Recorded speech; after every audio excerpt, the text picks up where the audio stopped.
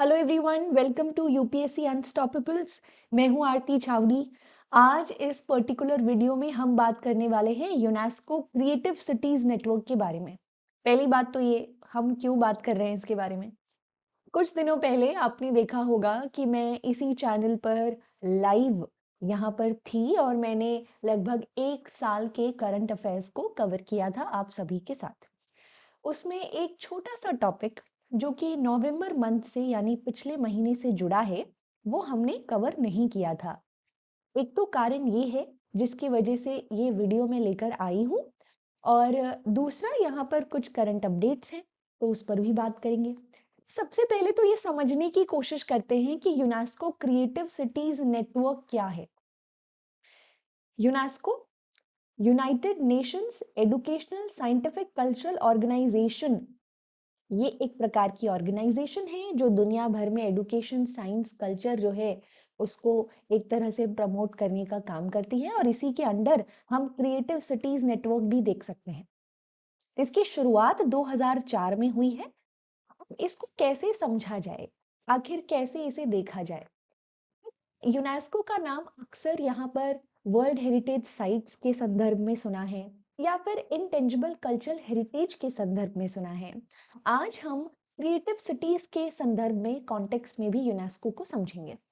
देखिए, दुनिया भर में ऐसे बहुत से शहर हैं जो किसी ना किसी कारण से बहुत ही पॉपुलर हैं, और बरसों से, सालों से यहाँ पर वो उस चीज को बरकरार रख रहे हैं। जैसे मैं आपको यहाँ उदाहरण के तौर पर बताऊं तो मुंबई शहर।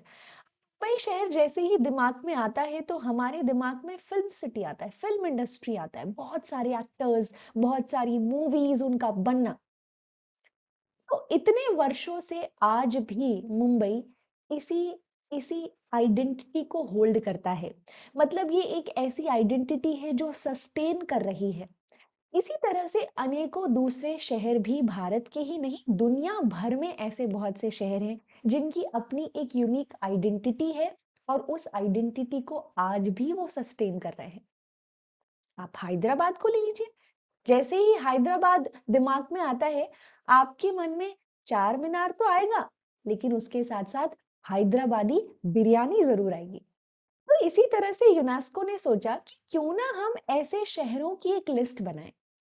जिस तरह से वर्ल्ड हेरिटेज साइट्स को यूनेस्को एनलिस्ट करता है वहां के टूरिज्म को बढ़ावा देने के लिए और उसे प्रोटेक्ट करने के लिए, उसी तरह से इस सिटीज के नेटवर्क को डेवलप किया जा रहा है।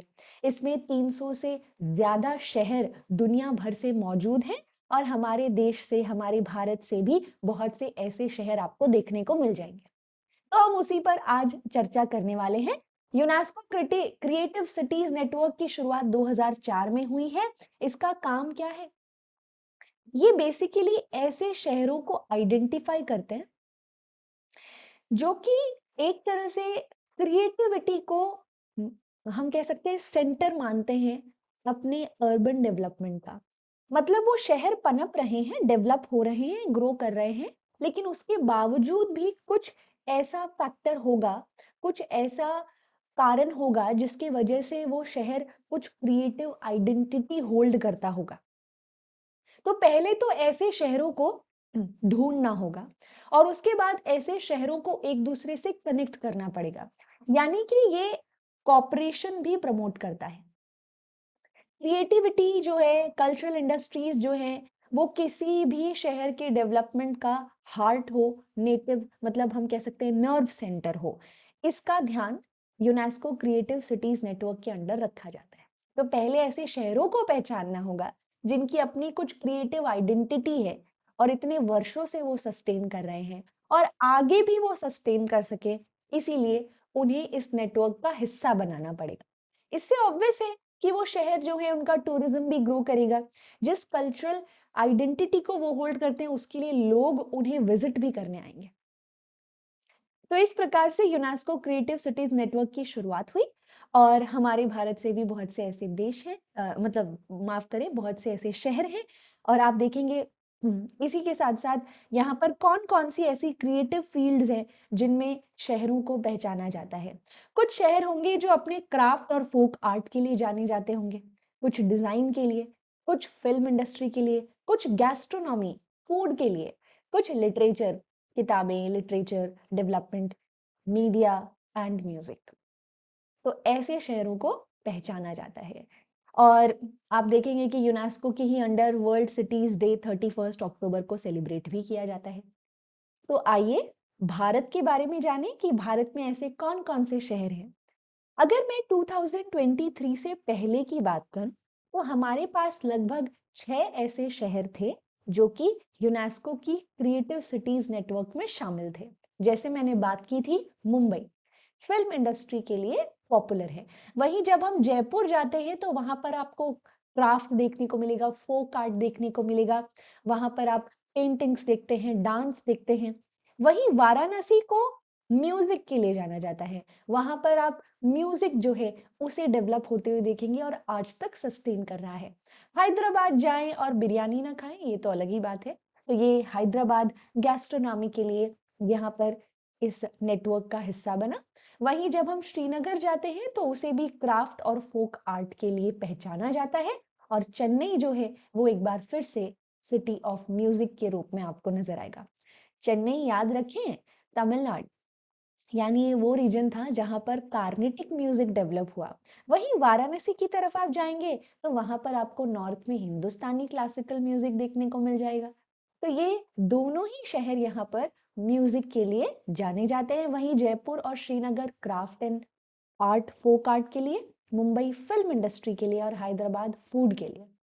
अब ये हम क्यों पढ़ रहे हैं यूनेस्को क्रिएटिव सिटीज नेटवर्क, क्योंकि इसमें कुछ रीसेंट डेवलपमेंट्स हुई थी। मतलब यहाँ पर कुछ और ऐसे शहर हैं जिनको इस नेटवर्क का हिस्सा बनाया गया और भारत में से हमें ऐसे ही 2 शहर देखने को मिलेंगे। सबसे पहले तो आप यहाँ पर कोझिकोडे और ग्वालियर, इन दोनों को इस नेटवर्क का हिस्सा बनते देखते हैं। लेकिन यानी कि अभी तक 6 थे शहर, अब भारत से 8 ऐसे शहर हैं जो इस नेटवर्क के पार्ट बन गए हैं।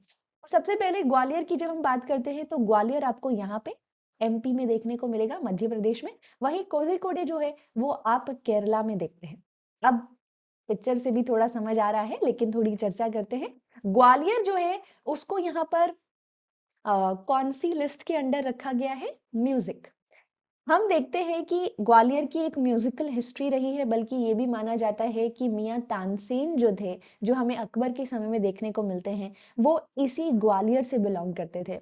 बल्कि आप हिंदुस्तानी क्लासिकल म्यूजिक में जो ध्रुपद है, जो ध्रुपद यहाँ पे सबसे पुराना म्यूजिकल टाइप देखा जाता है, उसका घराना, ग्वालियर घराना भी आप यहाँ डेवलप होता देखेंगे। तो इतने समय से ये अपनी इस कल्चरल आइडेंटिटी को होल्ड कर रहा है और इसी वजह से ये इस नेटवर्क का हिस्सा भी बना। उसी दूसरी तरफ जब हम कोझिकोडे जाते हैं तो यहाँ पर आपको लिटरेचर में डेवलपमेंट देखने को मिलेगी। कोझिकोडे एक ऐसा बेहतरीन उदाहरण माना जाता है जहाँ पर ओरल ट्रेडिशन के जरिए भी बहुत सारा लिटरेरी कंटेंट जो था वो जिंदा रखा गया। आज भी यहाँ पर केरला की जब बात करते हैं तो केरला बाकी दूसरे स्टेट्स के मुकाबले एडुकेशन के मामले में बहुत आगे है। इसी वजह से कोझिकोडे को यहाँ पर अगेन इस नेटवर्क का हिस्सा बनाया गया। तो हम देख सकते हैं कि इन्हें मिलाकर लगभग 8 ऐसे शहर हैं जो कि यूनेस्को क्रिएटिव सिटीज नेटवर्क में शामिल हो गए। अब आपका काम ये है कि आपको कमेंट सेक्शन में कुछ फायदे मैंने बताए हैं, कुछ फायदे आप बताएंगे कि इस तरह से ग्लोबल लेवल पर जब यहाँ पर इस तरह की एक हम कह सकते हैं इंटरनेशनल, मतलब ऑब्वियसली यूनेस्को जो है ये इंटर गवर्नमेंटल ऑर्गेनाइजेशन है, उसके द्वारा एक शहर को जब इस नेटवर्क का हिस्सा बनाया जाता है तो उसके क्या क्या बेनिफिट्स हैं वो आप कमेंट सेक्शन में जरूर बताएं। तो ये थी एक छोटी सी वीडियो। इसी के साथ साथ आप सभी के लिए एक बहुत छोटी एक और जानकारी, 30 दिसंबर से शुरू हो रहा है अनअकैडमी प्लस पर 2025 के एस्पिरेंट्स के लिए फाउंडेशन बैच। इसे आप ज्वाइन कर सकते हैं। ये इंग्लिश यानी हिंदी इंग्लिश मिक्स भाषा में देखने को मिलेगा। इसमें मैं भी एंशिएंट हिस्ट्री कवर करवा रही हूँ। इसी के साथ साथ अगर आप हिंदी माध्यम के स्टूडेंट्स हैं तो आप लक्ष्य बैच ज्वाइन कर सकते हैं 2025 को टारगेट करते हुए, जो ठीक 30 दिसंबर को ही शुरू हो रहा है। इसी के साथ साथ all India prelims test series 2024 live हो चुकी है 17 दिसंबर 2023 से। आप इसे भी ले सकते हैं। 30 टेस्ट होंगे जिसमें 22 जीएस टेस्ट होंगे और 8 सीसैट टेस्ट भी आपको देखने को मिलेंगे। एंड अगर आप चाहें तो मेंस के लिए क्वालिटी एनहेंसमेंट प्रोग्राम जो है वो भी ज्वाइन कर सकते हैं, सिर्फ क्वालिटी एनहेंसमेंट प्रोग्राम, जिसमें आप अच्छे से अपने सब्जेक्ट्स कवर कर चुके हैं लेकिन आप क्वालिटी एनहेंसमेंट करना चाहते हैं तो आप इसे ज्वाइन कर सकते हैं। इन्हें ज्वाइन करने के लिए, ये सब्सक्राइब करने के लिए प्लस आप रेफरल कोड ARTI1702 का इस्तेमाल कर सकते हैं। और यहाँ अनअकैडमी की तरफ से free UPSC mock interview guidance programme भी चलाया जा रहा है। अगर आपने अपना मेंस क्लियर कर लिया है तो आप इसमें भी शामिल हो सकते हैं। That is it for today. Thank you so much.